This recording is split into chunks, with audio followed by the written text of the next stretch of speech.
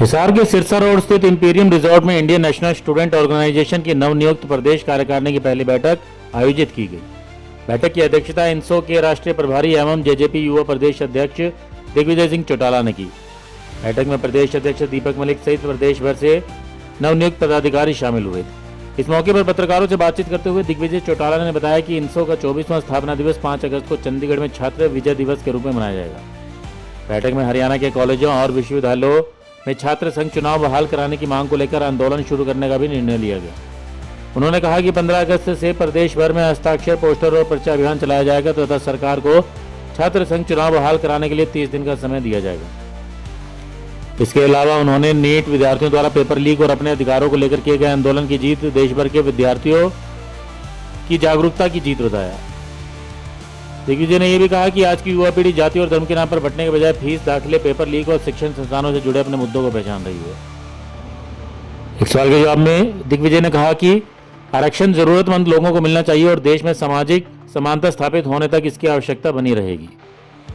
उन्होंने social media पर आरक्षण समाप्त करने की मांग उठाने वालों पर भी निशाना साधते हुए इसे समाज को बांटने का प्रयास बताया।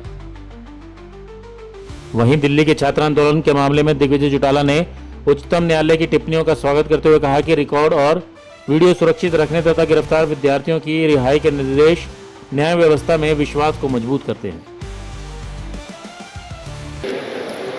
आज मुझे खुशी है, इंडियन नेशनल स्टूडेंट ऑर्गेनाइजेशन की नवनियुक्त प्रदेश कार्यकारिणी की पहली बैठक हिसार में संपन्न हुई है। पिछले दिनों पार्टी के शीर्ष नेतृत्व ने पार्टी के राष्ट्रीय अध्यक्ष एवं इंसो के संस्थापक माननीय डॉक्टर अजय सिंह चौटाला जी ने प्रदेश में एक नया प्रारूप इंसो को दिया। स्टूडेंट्स की आवाज को मजबूत कैसे किया जाए, उसके लिए एक नया नेतृत्व इंडियन नेशनल स्टूडेंट ऑर्गेनाइजेशन के माध्यम से सामने रखा। भाई दीपक मलिक को प्रदेश अध्यक्ष बनाया गया और उसके बाद तकरीबन 80 लोगों को प्रदेश के कोने कोने से चुनकर प्रदेश कार्यकारिणी का सदस्य नियुक्त किया गया है। आज उनकी पहली संयुक्त बैठक हिसार में यहाँ हो रही है, संपन्न हुई है और उसमें कुछ बड़े निर्णय लिए गए हैं। आने वाली 5 तारीख को इंसो का 24वां स्थापना दिवस छात्र विजय दिवस के रूप में मनाया जाएगा। पिछले दिनों आप सभी जानते हैं कि दिल्ली के अंदर एक आंदोलन लड़ा गया और दिल्ली नहीं, दिल्ली के आह्वान पर पूरे देशव्यापी आंदोलन खड़ा किया गया। नीट के विद्यार्थियों ने अपने हक और हुकूक की लड़ाई को केंद्र सरकार के सामने रखकर जीता। पेपर लीक के मामले में स्टूडेंट्स का जो मुद्दा था उसके आगे सरकार को झुकना पड़ा। ये एक बड़ी जीत स्टूडेंट्स की रही है। प्रत्यक्ष तौर पर इंडियन नेशनल स्टूडेंट ऑर्गेनाइजेशन इस आंदोलन का हिस्सा रही। सीजेपी के साथियों के साथ मिलकर एक बड़ी अहम भूमिका इंसो के साथियों ने दिल्ली में निभाई। ये एक बड़ी जीत है। जीत सिर्फ नीट के मुद्दे पर नहीं, जीत छात्रों की जागरूकता के मुद्दे पर है, जिसको हम जेनजी कहते हैं, जो अब स्टूडेंट्स के रूप में यूनिवर्सिटी और कॉलेजों में पढ़ने वाले बच्चे हैं। उन्होंने ये दिखा दिया कि हम जाति धर्म के नाम पर, संप्रदाय की राजनीति के नाम पर बटेंगे नहीं। चाहे पेपर लीक का मुद्दा हो, एडमिशंस का मुद्दा हो, फीस का मुद्दा हो, कॉलेजेस का मुद्दा हो, यूनिवर्सिटीज का मुद्दा हो, हम अपनी लड़ाई जानते भी हैं, पहचानते भी हैं और बाबा साहब के संविधान के अनुरूप उसे अपने हक के अनुरूप लेना भी और स्वीकारना भी जानते हैं। ये काबिले तारीफ है, काबिले एहतराम है। इसीलिए हमने इस बार 5 अगस्त को इसे भव्य तौर पर छात्र विजय दिवस के रूप में मनाने का फैसला आज की मीटिंग में लिया है। इस बार का जो सम्मेलन है ये विजय दिवस के रूप में चंडीगढ़ में मनाया जाएगा। चंडीगढ़ हरियाणा की राजधानी होने के साथ साथ हरियाणा के डोमिसाइल की पहचान रखने वाले बच्चों का बड़ा एजुकेशनल हब है। पंजाब यूनिवर्सिटी जो देश की मानी जानी यूनिवर्सिटी है, उसमें भी आज अगर हम संख्या के तौर पर बात करें तो मेजॉरिटी स्टूडेंट हरियाणा का है और उसके एफिलेटेड 17-18 जो कॉलेजेस चंडीगढ़ में आते हैं उसमें भी मेजॉरिटी स्टूडेंट्स हमारे हरियाणा के हैं। इस बार हरियाणा की आवाज को सम्मिलित कर करके राजधानी के पटल से उठाया जाएगा और इस विजय दिवस को बहुत धूमधाम से मनाने का काम चंडीगढ़ में करेंगे। इसके लिए आज निर्णय लिया गया है। इसके साथ साथ एक और बड़ी मांग थी कि स्टूडेंट्स के विषयों पर आगे लड़ाई कैसे लड़ी जाए, फीस की लड़ाई कैसे लड़ी जाए, भगवाकरण की नीति को रोकने की लड़ाई कैसे लड़ी जाए, यूनिवर्सिटीज और कॉलेजेस को आरएसएस का अड्डा ना बनने दिया जाए, लोकशाही में ऑटोनोमस बॉडी के अंदर भी लोकशाही हो, लोकतंत्र हो, तो स्टूडेंट इलेक्शन बहाली की लड़ाई कैसे लड़ी जाए। आज इस पर भी खूब आवाज उठी। इतिहास गवाह है 1996 के बाद अगर किसी ने चुनाव की आवाज उठाई है तो उसमें सबसे अग्रिम पंक्ति में इंडियन नेशनल स्टूडेंट ऑर्गेनाइजेशन रहा।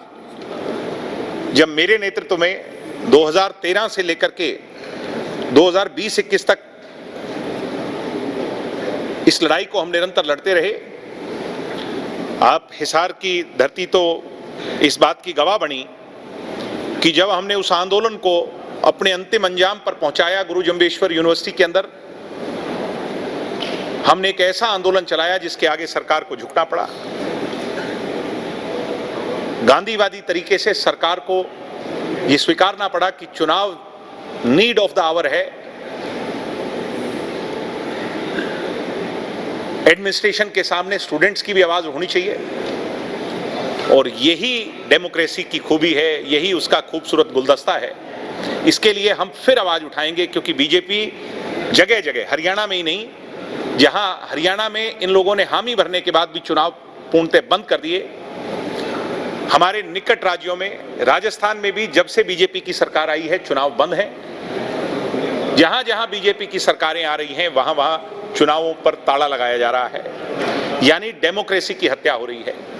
स्टूडेंट डेमोक्रेसी को फिर जिंदा करने के लिए हम 5 अगस्त से आह्वान करेंगे और 15 अगस्त देश का आजादी का दिन, उस दिन हम स्टूडेंट डेमोक्रेसी की आजादी की लड़ाई प्रत्यक्ष तौर पर कॉलेज और यूनिवर्सिटीज के अंदर शुरू कर देंगे।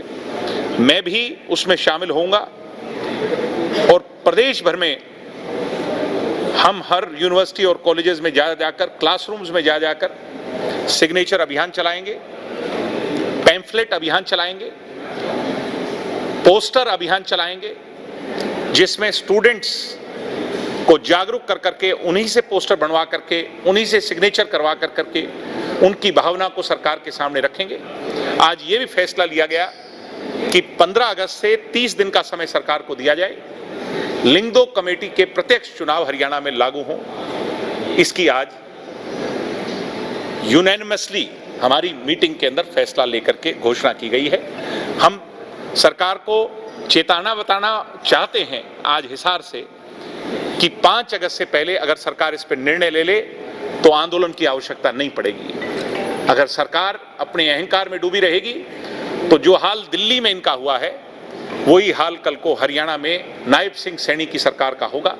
स्टूडेंट्स की आवाज को अब और दबाया नहीं जा सकता। आज की जनरेशन जाग चुकी है, उठ चुकी है और इस मौके पर जब लोग जागे हैं तो मेरे हिसाब से वो कहते हैं कि ये this is the right time, ये right time, need of the hour यही है कि चुनाव बहाल हों। एक तरह से आंदोलन था, उसकी जीत की बात सोशल मीडिया में ये चल रहा है। ये सब बीजेपी का फैलाया हुआ जहर है। बीजेपी आरक्षण को लेकर के इस आंदोलन की आवाज को न्यूट्रलाइज करने के लिए जहर फैला रही है।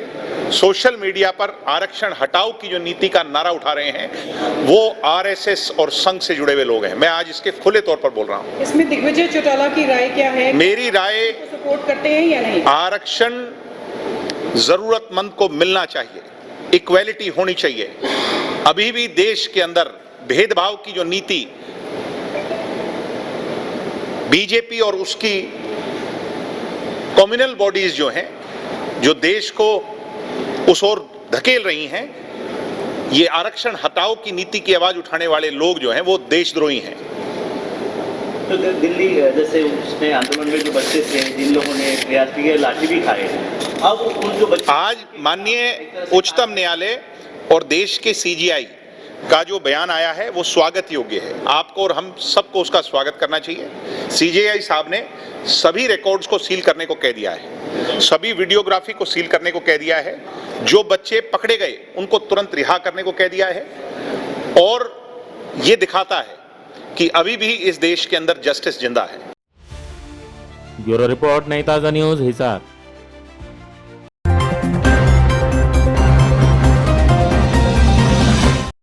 लेटेस्ट वीडियोस के लिए सब्सक्राइब करें हमारा चैनल नई ताज़ा न्यूज और दबाएं बेल आइकॉन ताकि आप मिस न करें कोई भी अपडेट।